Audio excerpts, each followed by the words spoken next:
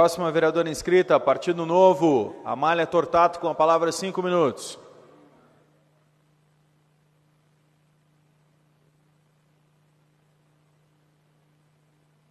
Obrigada, senhor presidente. Cumprimento os colegas vereadores, servidores da casa e o pessoal que nos acompanha.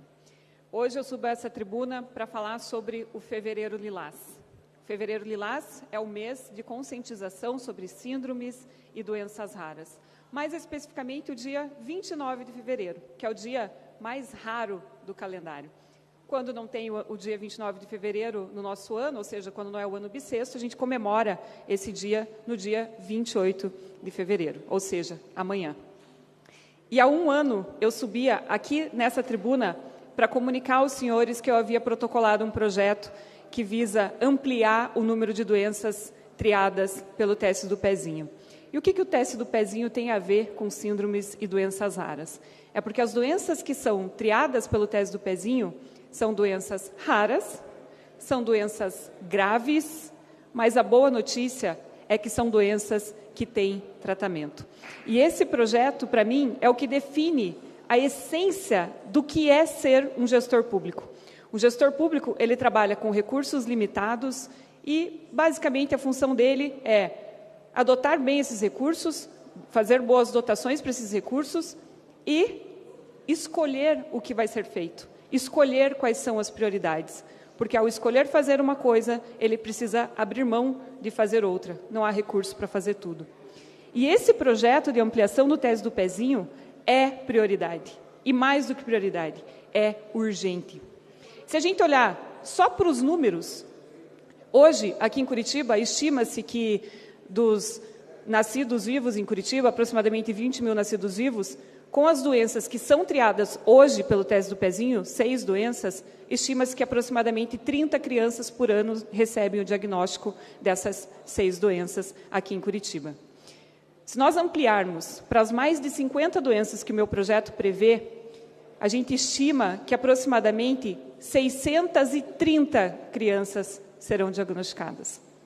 Isso significa que a gente está deixando de dar o diagnóstico para mais de 600 crianças, uma estimativa, obviamente. E aí você pode pensar, se os números não são impactantes por si só, você pode pensar, mas quanto vai custar o tratamento dessas crianças?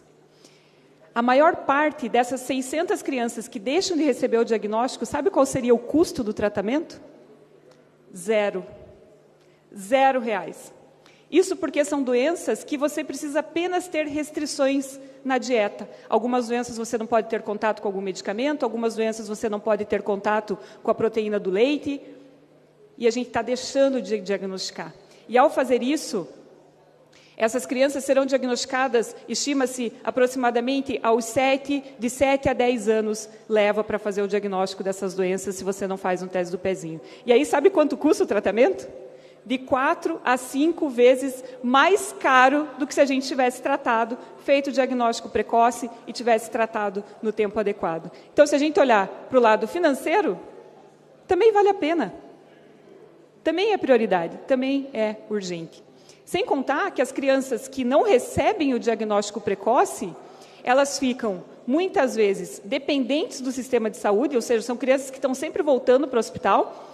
A mãe, muitas vezes, acaba tendo que deixar de trabalhar para cuidar dessa criança, que fica muito dependente de auxílio. Então, a gente, ainda olhando para o lado financeiro, a gente perde 2 pessoas que poderiam ser economicamente ativas, levar uma vida normal, que é a criança, que fica dependente do sistema de saúde, e é a mãe. E, além de não serem economicamente ativas, ainda ficam dependentes do sistema de saúde e do sistema de seguridade social. E se a gente olhar para o lado da família, da mãe, do pai, da criança, é a diferença entre ter um filho saudável nos seus braços ou carregar um caixão, muitas vezes.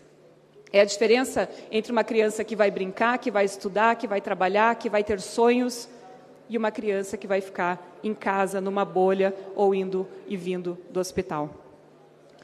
Não é difícil escolher, senhoras e senhores. Não é difícil escolher.